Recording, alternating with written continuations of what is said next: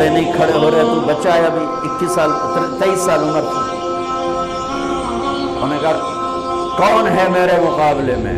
پھر سب عمر جیسے شاہ سوار، زبیر جیسے، طلحہ جیسے، علی کھڑے ہو گئے، یا رسول اللہ انا لہو، میں ہوں۔ آپ لوگ بیٹھ جا، یہ عمر ہے۔ پھر اس نے کہا کدھر ہے تمہاری جنت جس میں دعوے کرتے ہو شہید ہوں گے تو جائیں گے، تمہیں کوئی جنت کا شوقین نہیں ہے؟ پھر کوئی نہیں کھڑا ہوا، علی کھڑے ہو گئے، یا رسول اللہ انا لہو، امام المتقین، من کنت مولاہ فعلی مولا، جس کا میں مولا ہوں علی اس کا مولا ہے علیہ السلام۔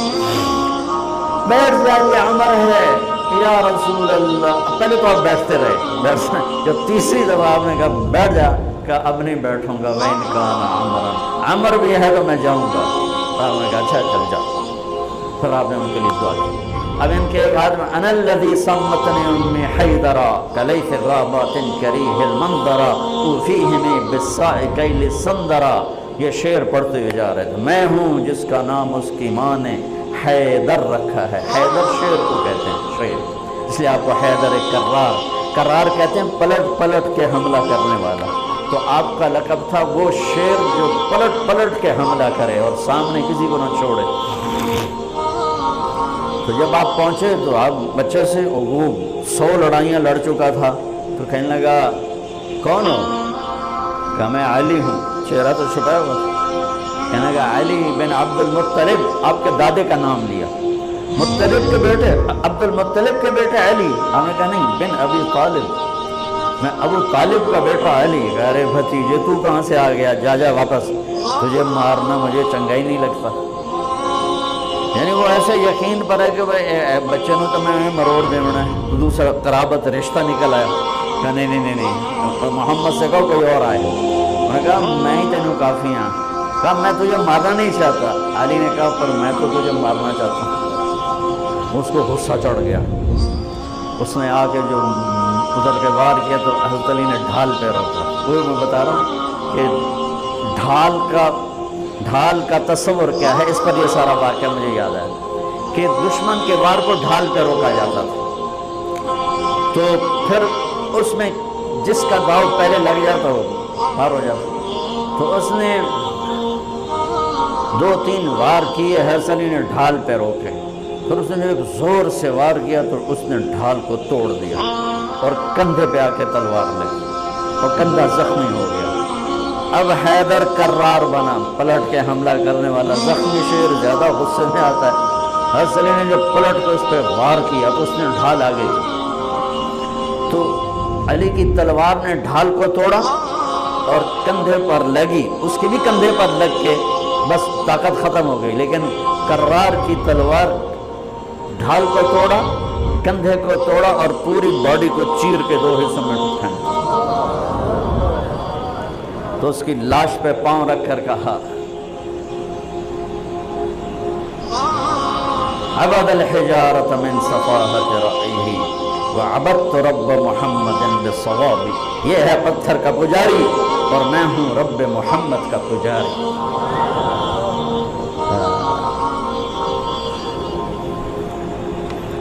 علی تقتحم الفوارس هكذا عني وعنهم أخروا أصحابي عبد الحجارة من صفاحة رأيه وعبدت رب محمد بالصواب وعرفت عن أثوابه ولغنني كنت المقتر بزني أثوابي لا تحسبن الله خاذل دينه ونبيه يا معشر الأحزاب۔ یہ اشعار فی البدیع پڑھے جس میں سے میں نے ایک کا ترجمہ آپ کو کر کے دے دیا ہے۔ تو ڈھال کیا ہے؟ دشمن سے بچاؤ۔ تو کوئی ڈھال ہونی چاہیے جو شیطان سے بھی بچاؤ ہو، وہ تو کمبخت ہمارے دل میں اتر جاتا ہے۔ تو میرے نبی کی ایک حدیث، الصوم جنہ، الصوم جنہ، الصوم جنہ، میں دہرا رہا ہوں، روزہ ڈھال ہے، روزہ ڈھال ہے۔ نماز ڈھال ہے نہیں، زکوٰۃ ڈھال ہے نہیں، حج ڈھال ہے نہیں، جہاد ڈھال ہے نہیں، تبلیغ ڈھال ہے نہیں، تلاوت ہے نہیں، تہجد نہیں، تسبیح نہیں، قربانی نہیں، خیرات نہیں، کیا روزہ شیطانی لشکر کے خلاف ڈھال ہے۔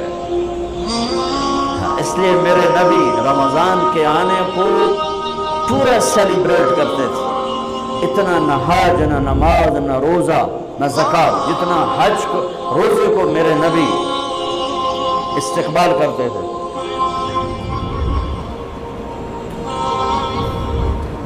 آپ ممبر پر کھڑے ہوئے، کہا وہ کون آ رہا ہے، یوں کہا۔ اب صحابہ کا منہ تو ادھر ہے، ماذا یستقبلکم وماذا تستقبلون، وہ کون آ رہا ہے، تم کس کے سامنے جا رہے ہو؟